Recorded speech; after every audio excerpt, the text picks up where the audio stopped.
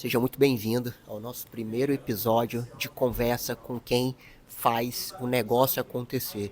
E hoje eu tenho um grande prazer de bater um papo com um cara que eu admiro muito pela história dele e você já vai conhecer. Então, vem comigo, bora começar. Quem é você? O que você faz? Grande André, primeiramente, obrigado aí mais uma vez pelo convite, parabéns aí pelo trabalho. Eu me chamo Raul Gzelini, sou o fundador da Terra Fé Cafés Especiais, uma rede de cafeterias focado realmente nas histórias, nos cafés de qualidade do Espírito Santo e do Brasil. Nós temos uma indústria própria, uma torrefação e o Instituto Terra Fé, que é uma escola profissionalizante para os nossos colaboradores e para o público apaixonado, os chamados Coffee Lovers, aberto para quem quer um pouquinho mais de conhecimento. Olha só que fantástico. Eu já conheço o Raul, já frequento as cafeterias dele, mas nunca tive a oportunidade de sentar, bater um papo, conversar, e agora fiquei sabendo aqui desse processo de torrefação que vocês também têm? Não sabia disso. Exato.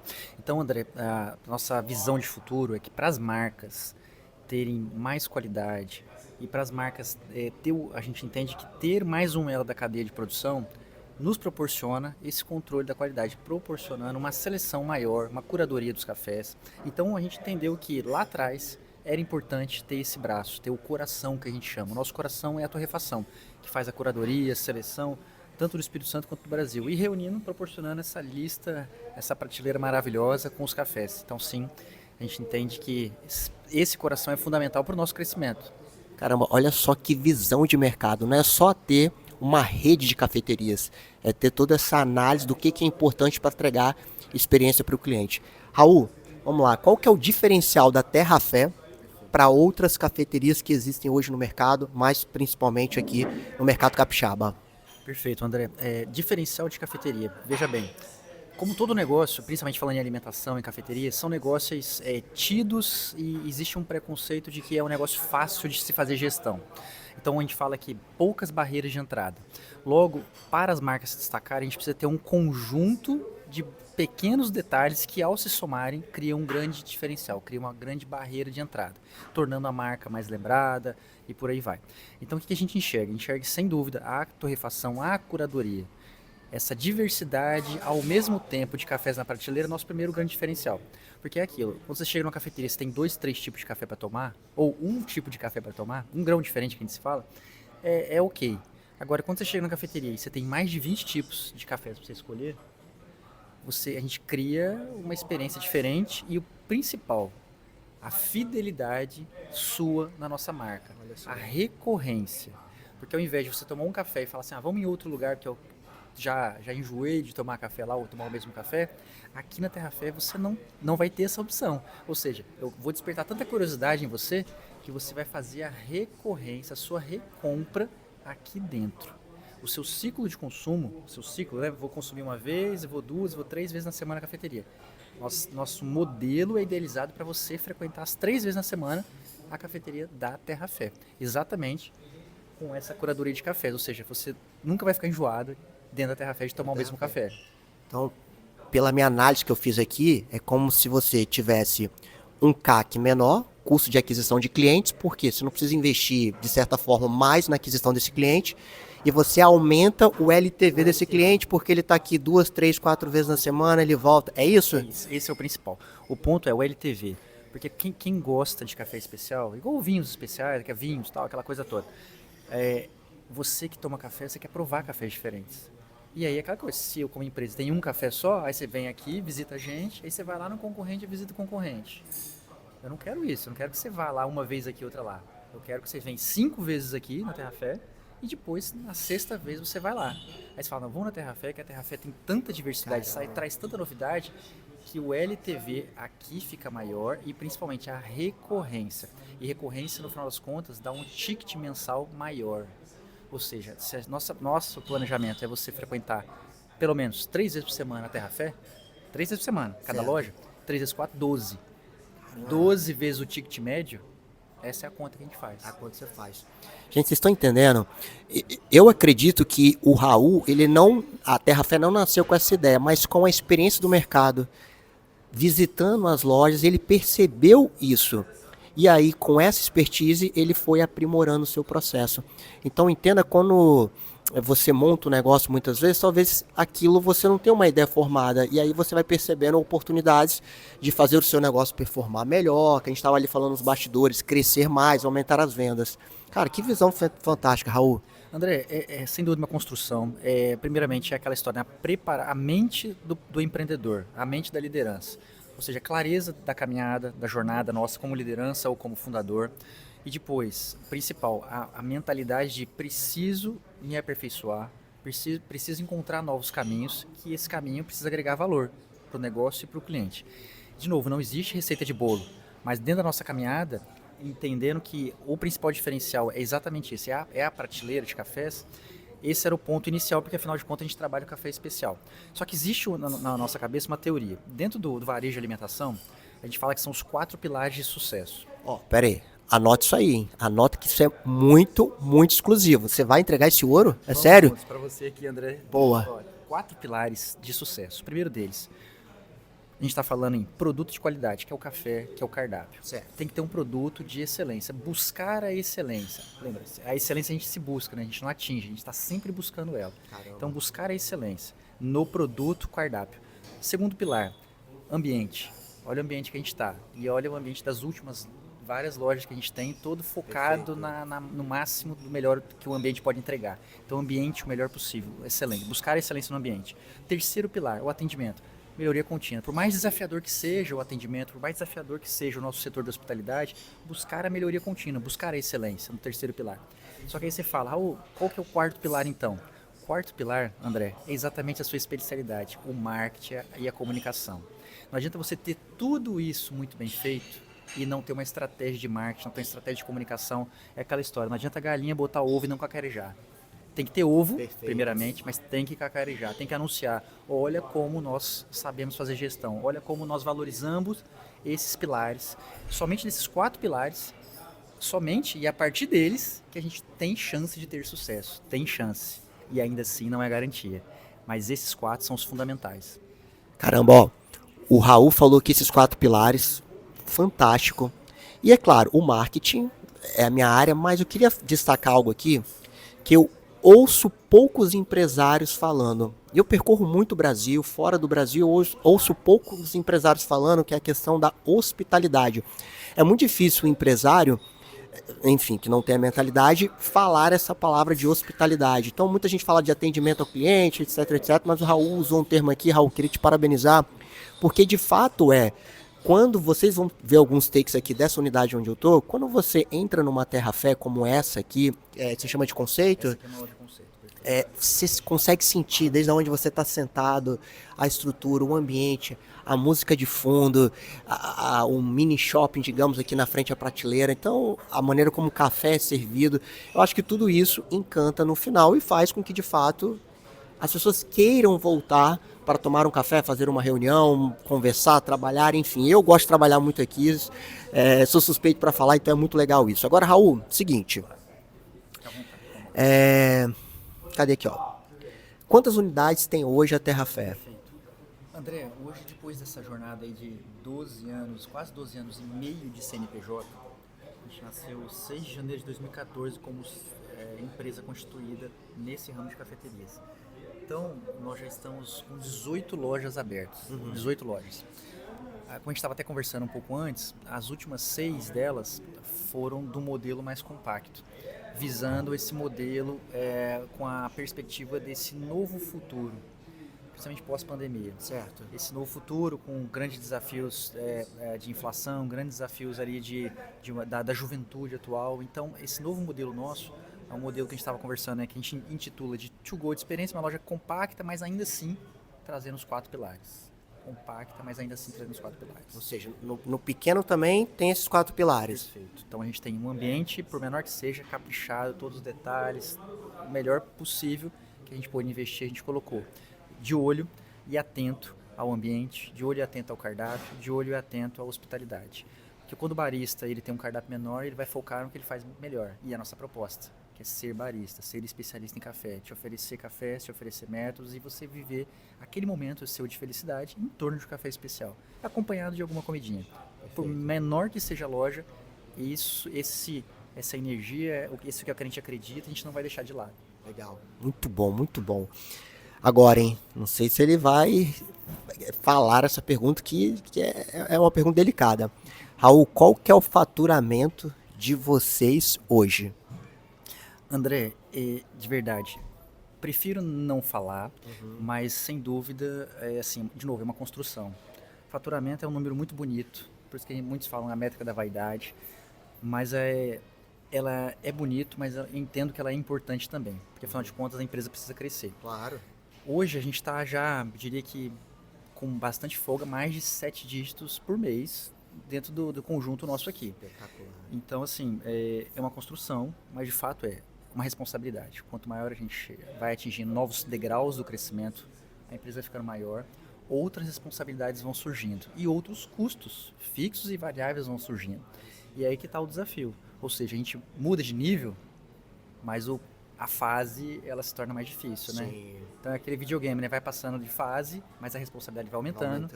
E os desafios vão aumentando e, sem dúvida, hoje a gente está num outro nível que a gente precisa buscar mais conhecimento ainda. Inclusive, André, se me permite, até uma frase, uma reflexão. Uma vez eu ouvi um grande fundador, CEO, trazendo o seguinte pensamento. O fundador, o CEO de hoje, tem que estar constantemente com essa inquietude, constantemente querendo a evolução. Por quê? Porque a gente não cresce e depois se prepara como fundador, como CEO. Sim. Nós precisamos estar preparados para o que a gente quer ser amanhã. Então, se a gente quer ser uma grande rede nacionalmente, de 100 lojas, 200 lojas, eu hoje preciso estar buscando a preparação hoje. Para se eu não estiver preparado, eu não vou ter a visão, a capacidade, a perspectiva de uma gestão de 100 lojas. Tá certo. Então, hoje a gente tem aí 18 lojas, mas eu lembro que desde a primeira loja a gente tinha essa visão. A gente falava assim, os degraus do crescimento, do varejo. Uma loja é um grande desafio de fazer gestão. Depois, o próximo grande degrau, o grande salto, é a 4ª loja. Depois é a 10ª. Aí dizem que a 20 é um outro degrau. E dizem que a 50 é um outro degrau. Caramba. Mas a 1, a 4 e a 10 eu senti na pele as dores desse crescimento. Mas a sua mentalidade, desde a primeira loja que você abriu, você já tinha essa mentalidade lá atrás. É uma corrida de autoaperfeiçoamento, de autodesenvolvimento. E, de novo, o desenvolvimento pessoal, ele acontece de várias maneiras, através de mentorias, através de leitura de livro, através de cursos e diversas formas de a gente estudar. Então, mas o mais importante, a gente precisa adquirir novos conhecimentos e colocar eles em prática. E a nossa própria empresa é o grande laboratório disso. Laboratório. Eu acho legal quando você fala essa questão da nossa própria empresa ser laboratório, porque, de fato, gente, eu já esbarrei com o Raul pelas lojas dele. Então, o que ele está falando aqui não é só um discurso bonito e vazio. Então, a gente está numa determinada loja, já encontrei com o Raul lá. Às vezes eu não falo, mas pô, o cara tá ali, tá na correria. Isso é importante para quem tem um negócio, para quem tem um varejo, para quem tem um comércio, porque eu acho que tá acompanhando os processos ali no dia a dia vai fazer a diferença para você chegar onde você chegou. André, não tem jeito. A primeira loja é aquela que você consegue tocar de várias maneiras. Quando você chega em 4, não tem mais jeito. Precisa ter processo, precisa ter indicadores, precisa ter uma série de rotinas, a gente fala, né, os ritos, rituais, para construir cultura. Então, ou seja, na 4ª loja, querendo você ou não, vai ter que dar um salto. Ou você vai ter que dar um passo para trás. Vai recuar. Então, esse que é o grande desafio. A 4ª loja em diante, ou se profissionaliza, ou se profissionaliza. Não tem mais, não tem meio termo, não tem para onde ir. Não tem um plano B, digamos assim. Não tem um plano B. Então essa é uma grande dor que aí é o momento de tomar a decisão. Quero continuar nessa caminhada? Quero crescer? Sim ou não? Se sim, se vira. Precisa crescer. Dá seus pulos, né? Seus pulos. Espetacular. Olha só, quantas pessoas em média passam por dia pelas cafeterias? Vocês conseguem medir isso? Ou André, sendo bem sincero, isso é totalmente irrelevante pra gente. Não, é fundamental. A gente tem os indicadores operacionais todos na ponta da língua. Mas, de novo, para deixar uma média aí para todo mundo, hoje na toda a rede, 2.500 pessoas dia. Por dia? 2.500 pessoas? Gente, é gente pra caramba. A gente tem loja de 30 até loja de 500 por dia. Caramba. Essa loja onde a gente tá, que é uma loja conceito, no coração da Praia do Canto. Então, quem é de Vitória provavelmente vai conhecer aqui, mas quem não é, tá? Meu canal tem muita audiência de fora. É num bairro muito nobre e é uma loja super conceito. Então, aqui em média, quantas pessoas? Aqui eu vou dizer que tá na média dos 30 aos 500. Tá na média dos 30 aos 500. Tá na média, tá na média, tá na média. Boa. Não vou entregar muito ouro, André. Boa, tá certo, tá certo.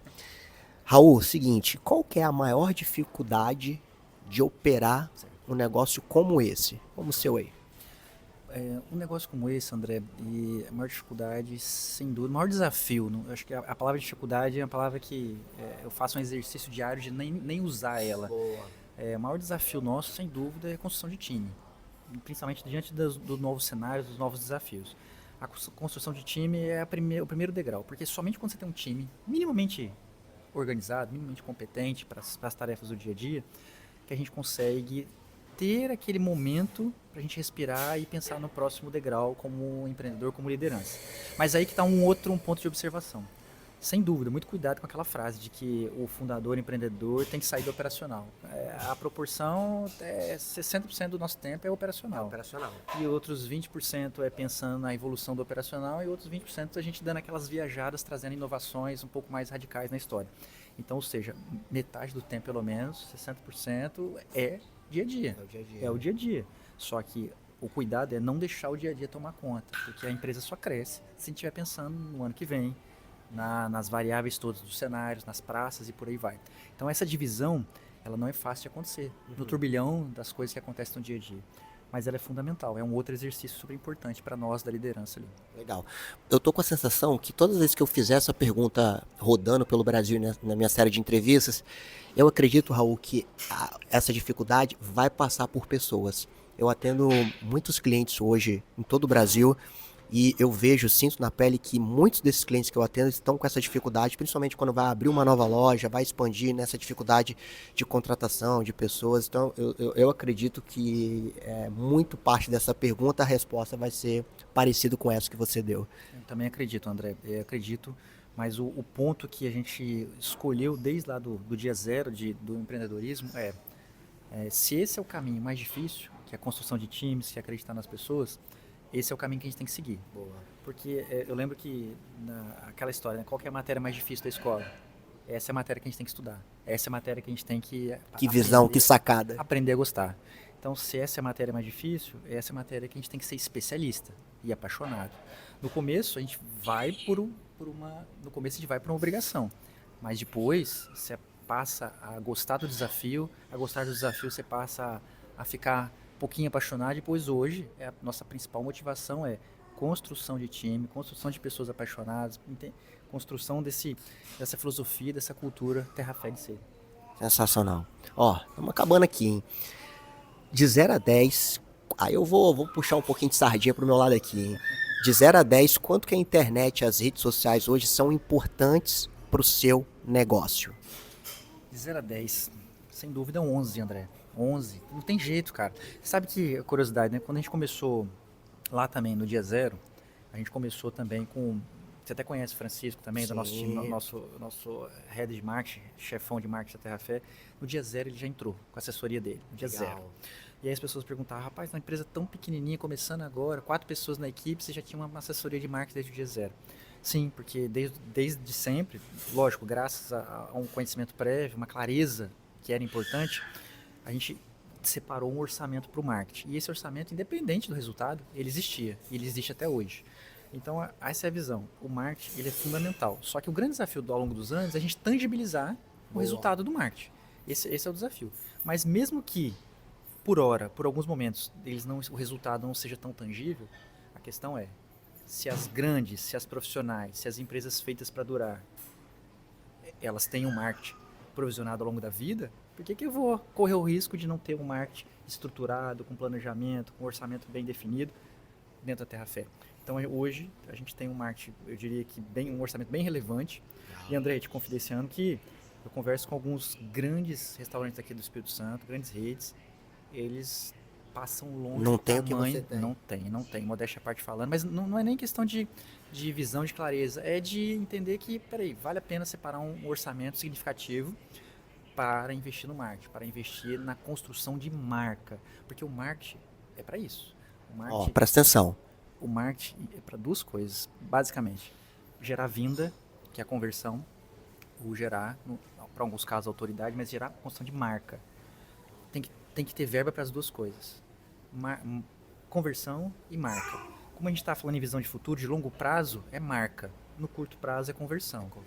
Um não anda sem o outro. Perfeito. Muitos gestores falam, para que investir em marca, não sei o que, deixa boca a boca. Não deixa não, porque o concorrente te engole rapidamente. Ou o próprio mercado te engole. Então, o orçamento tem que ser dividido nesses dois pilares. Essa é a nossa visão. Sensacional. E olha só como é importante a gente bater papo com quem tem essa visão. Porque é difícil hoje encontrar empresários, empreendedores que já estão ali há 10, 20, 30 anos trabalhando, ou um pouco menos, e ter essa clareza e identificar a importância do marketing na sua operação. Porque ainda, por incrível que pareça, estamos em 2026 fazendo esse vídeo, parece que o empresário ele olha para o marketing apenas como um custo, não como investimento. E muitos deles olham marketing, fazer post no Instagram. Então, existe todo... É engraçado falar isso porque as pessoas acreditam que é isso. Então eu vou fazer um Instagram, pronto, acabou, é isso que eu preciso fazer e pronto. A gente fala que existe o planejamento estratégico da empresa, mas existe o planejamento estratégico de marketing, que é igualmente importante, que anda de lado a lado, de mão dada. O planejamento estratégico de marketing é exatamente como fazer, o que fazer para a empresa ser lembrada e ela existir daqui a 30 anos e estar fazendo um trabalho de trás para frente. Então essa construção, porque é aquela história, uma ação, um lançamento de um produto, um cardápio, a gente está falando de um cardápio novo ali mais instagramável para os dias atuais, isso tudo passa pelo marketing. Legal. Se o marketing não estiver alinhado, se o marketing não comprar ideia, se não fizer sentido, e o ponto principal, a gente fala, toda tomada de decisão, ela precisa responder a seguinte pergunta, toda da empresa, independente do qual setor, agrega ou não agrega valor para a marca, agrega ou não agrega valor para o cliente. Se a resposta for sim, avança no orçamento, tá? Se a resposta for não tenho certeza, tira da prioridade, vou estudar, vou refazer.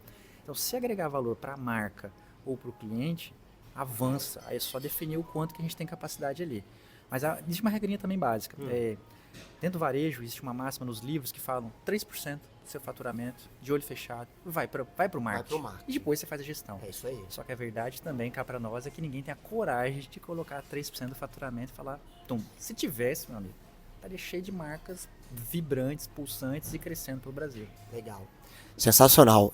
E agora, quero fazer uma pergunta aqui que é o seguinte. Deixa eu tomar um cafezinho. E cá entre nós, essa caneca é bonita, hein? Isso tem pra vender ali? Tem essa. Sei que tem. Eu perguntei de propósito, ó. Linda demais essa canequinha, ó. E tem aqui, ó, cafés especiais dentro da... Aqui, ó. Cafés especiais do Espírito Santo. Sim, exatamente. Com toda a sua expertise nesse mercado que você tem, eu penso o seguinte. Poxa, se eu hoje vou abrir uma cafeteria, eu sou muito... na minha cabeça funciona assim, Raul. Se eu quero investir em determinado negócio, eu vou ver quem é o melhor da área, vou ver quem está performando e vou tentar de alguma forma, eu vou usar o termo atalho, mas não seria esse termo, mas eu vou tentar sentar, bater um papo com quem já está nesse mercado, do que ficar tentando ali adivinhar as coisas, etc, etc. Então minha pergunta para você é o seguinte, com todo esse tempo de mercado, eu tenho certeza que os seus concorrentes devem vir aqui. Eu tenho certeza que quem talvez vai abrir uma cafeteria, um espaço como esse, deve vir aqui ou em outras das suas lojas. Você já pensou, você já tem uma mentoria, um programa de consultoria ou um produto digital para poder pensar até em escalar, que não seja vendendo café? Então, André, realmente pensar, a gente já pensou, pensamos, mas como é um outro pacote de desafios, precisa de novas habilidades. E essas novas habilidades a gente tem que, de alguma maneira, buscá-las. Seja, de novo, no autodesenvolvimento, seja em consultorias e mentorias. Mas, sem dúvida, está no nosso radar. Hoje a gente tem esse programa físico aqui, de treinamentos, de cursos, mas a parte online é um pacote de habilidades que a gente precisa de ajuda. Boa. Mas está no nosso radar. Legal. Olha só o tamanho da humildade do Raul de falar que tem que aprimorar, etc. Porque o cara tem uma experiência gigantesca. E só isso, então só esse bate-papo que a gente teve aqui, isso já vale muito dinheiro. Muito, muito dinheiro. Então, Raul, primeiro, queria te agradecer por você. Esse é um programa piloto, tá, gente? Então, se você vê alguma coisa diferente aqui, não brigue com a gente, não brigue comigo. Queria agradecer o Raul por abrir as portas de uma das suas unidades, que eu já venho aqui, frequento, é lindo, é bom demais sentar ali no balcão, eu particularmente gosto muito, tá? Então, Raul, Eu obrigado, que agradeço, André. entendeu? Esse bate-papo aqui, pra você que tá nos assistindo, pra você, cara, beber literalmente da fonte de um empreendedor, de um empresário que faz acontecer. Raul, se você não tá aqui no meu caderninho não, mas se você pudesse dar uma dica, seja para quem vai abrir uma cafeteria ou não, para quem vai empreender em outras áreas, bate bola, rapidinho. Qual dica não, qual conselho, eu aprendi que a gente não dá dica, a gente dá conselho. Qual conselho seria esse?